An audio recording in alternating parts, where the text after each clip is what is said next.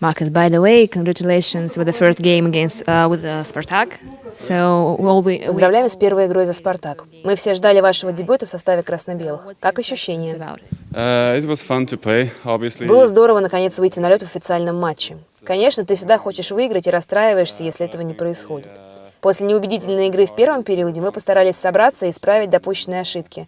Но, к сожалению, несмотря на то, что мы не смогли сравнять счет, одержать победу «Спартаку» все-таки не удалось. Могли представить, что игра будет настолько непредсказуемой? It was a fun game to watch, I guess. Уверен, за этим матчем было весело наблюдать. Сейчас сложно что-то сказать. Когда ты вратарь, выходишь на лед, то сфокусирован на своей собственной игре и не думаешь о чем-либо еще происходящем вокруг. Повторюсь, было здорово наконец играть за «Спартак», но я хотел победить и расстроен, что нам этого не удалось. Ожидали, что первый период получится с таким обилием бросков, что пропустите уже после первого броска? Знаете, такое случается. Я стараюсь не акцентировать на этом свое внимание во время игры.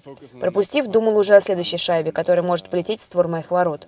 Конечно, хочется останавливать каждую шайбу, и если этого не получается, повторюсь, нужно фокусироваться на последующих угрозах своих ворот.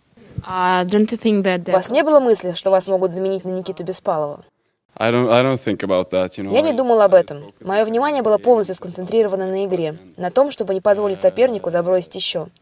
Не считаю, что должен думать о решении тренеров. Моя задача — быть сфокусирована на моей собственной игре и делать все, что от меня зависит, чтобы предотвратить последующий гол. Как вам удалось собраться в перерыве матча и затем оформить сразу несколько ошеломительных сейвов?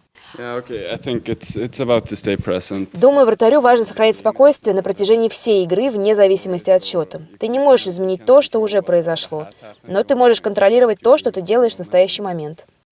Как вам атмосфера на арене? Было здорово. На матч пришло много людей, которые отлично пошумели. Было весело. Как физически чувствуете себя после окончания первого матча? Чувствую себя хорошо.